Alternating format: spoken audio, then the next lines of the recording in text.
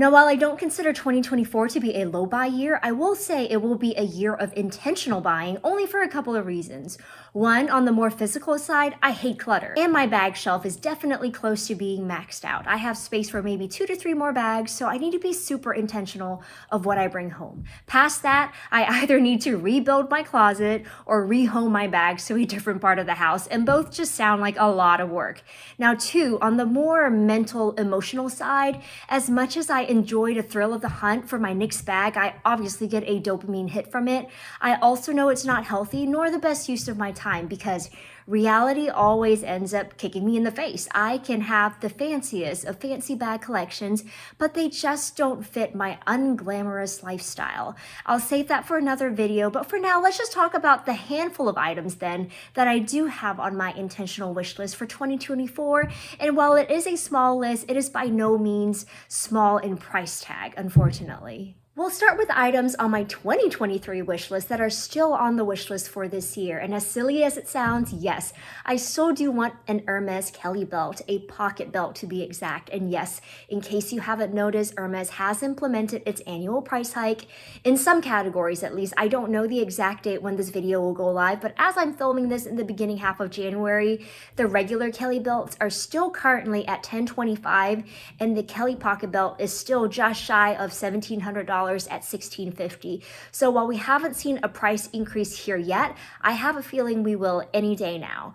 And when I filmed my Hermes journey video, it was before Hermes did their price hike. So prices in that video are now mostly outdated and I really should have known better. This is their annual price increase routine, right? So it wasn't as if this came out of the blue.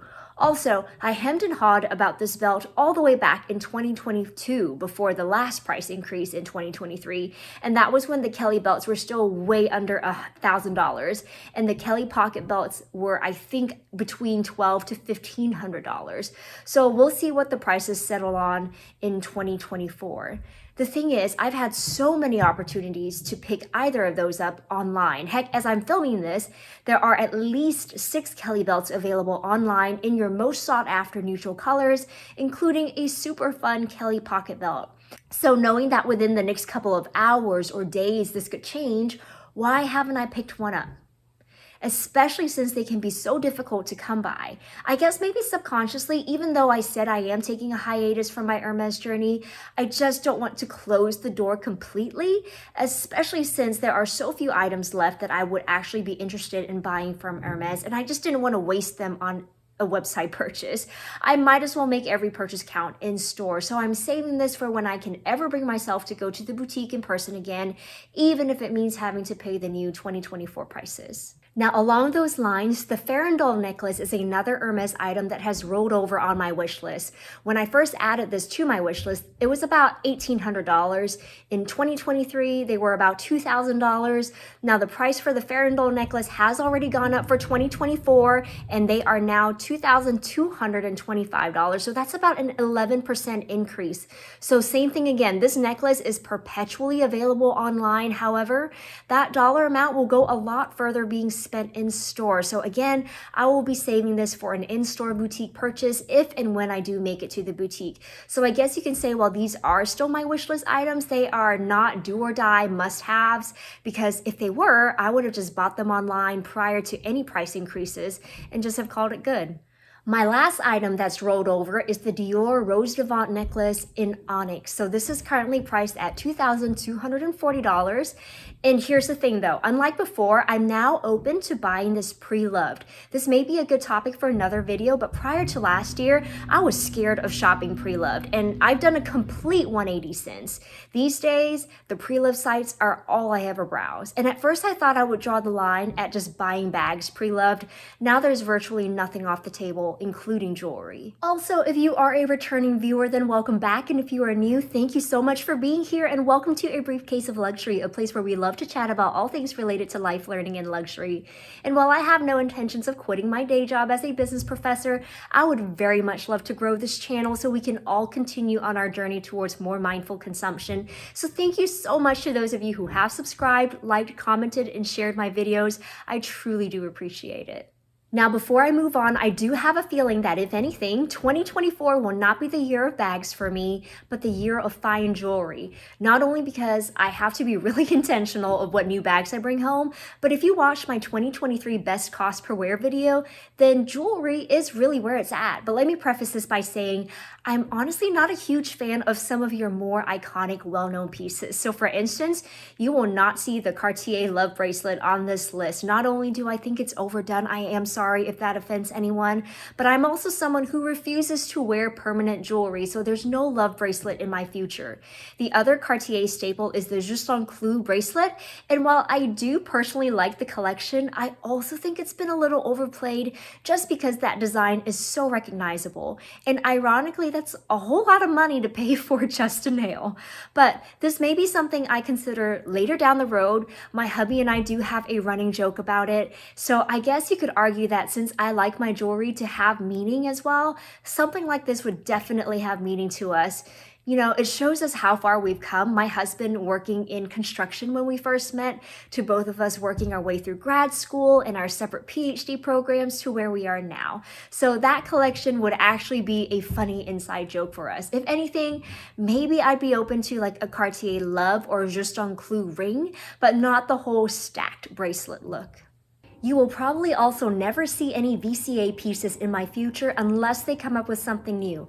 Like the Alhambra 4-leaf clover motif, it means nothing to me. It holds no meaning or no value to me, so that's an easy pass. But again, that's not to say I don't think they're pretty. I generally do like any of their collection that features the gray mother of pearl, and I think their rose collection is really nice. But at the end of the day, the motif is such a recognizable look. It has to mean something to me if it's going to be an everyday piece, and it just doesn't. So what do I actually have on my radar for 2024? Now, mind you, I'm also not trying to build a very comprehensive collection here. I do want all of these to be good for daily use, but I wouldn't mind being able to swap some pieces out every now and then. So to finish off my necklaces, I'll also be on the lookout for a very simple single pendant design that's basically for a simple minimal stacked look. I'm thinking something maybe along the lines of the Cartier d'Amour collection or the Tiffany Elsa Peretti Diamonds by the Yard collection. And I'm open to any color gold because I'm all for mixing metals. And for this, I'm probably looking at spending around the $1,000 mark. But because this is such a simple stacking piece, this is also one I would most definitely consider pre-loved as well. In terms of bracelets, there's really only one on my wish list. I have my heart set on the Dior Rose Celeste bracelet, which is pretty pricey at $2,750. Now, I've seen this several times on Fashionphile and The Real, so again, open to going pre-loved for this piece. You can save a significant amount of money that way. Also, I don't know if you can tell, I do have a thing for celestial designs when it comes to jewelry. In fact, here's just a quick tour of what I am wearing right now. So this necklace right here and this bracelet, these are all artisan made pieces from Etsy. So the black ones are in onyx, and I believe this white one is in moonstone. I'll link her Etsy store below if she's still around, but she has these beautiful celestial pendants that are just so gorgeous and dainty. And obviously nothing here is sponsored. I found her on my own. It's been a couple of years now. Bought and paid for everything on my own. I'm just a fan of the aesthetic. So I guess you can see why the Dior Rose Devon and Rose Celeste pieces really do speak to me. Oh, and also all of my watches are from Timex's Constellation collection. Again, I'm a sucker for celestial themed jewelry and watches and accessories, and so also while I don't have any plans to add any fancy watches for this year, I think that may be part of the wish list for 2025 instead. That's it for bracelets for this year, at least. In the future, I'd be open to adding a cuff or a bangle, but if I'm feeling super froggy this year and have some extra cash lying around, then maybe I'd consider getting another like stacking type chain bracelet. Now, the last piece of jewelry would be a ring, and I actually have several in mind, but this one is touch and go, and I'll explain more. So the ring at the top of my list is the Cartier Panthère ring in rose gold. So this is the priciest thing on the list at $36.50, and that is for the smaller version. Now, I have very skinny fingers. I think my thumb is at max like a size 4. So even in the smaller version, I know the ring is going to look quite substantial, but if this ring ever does come into my collection, it it would be as a work milestone purchase. So I'm gonna save up for it, and if it happens, it happens. If not this year, then hopefully next year or the year after. So here's to hoping that this is the year I meet my work milestone. Now, considering this may or may not happen, the other more casual ring I have my eye on is the Dior Bois de Rose ring. I think that one is just north of $1,000 right now. It's not an overly popular ring on social media, but I absolutely love the design of it. Finally, let's round off this wish list with bags. Now, there are 2 to 3 bags on my list, but again, none of these are die-hard must-haves for 2024. Instead, it's just a matter of waiting for the right one because all of these are probably going to be via the pre-loved route. So the first would be another work bag. Again, if there's one thing I realized from making my best cost per wear video is that I love using my designer bags for work.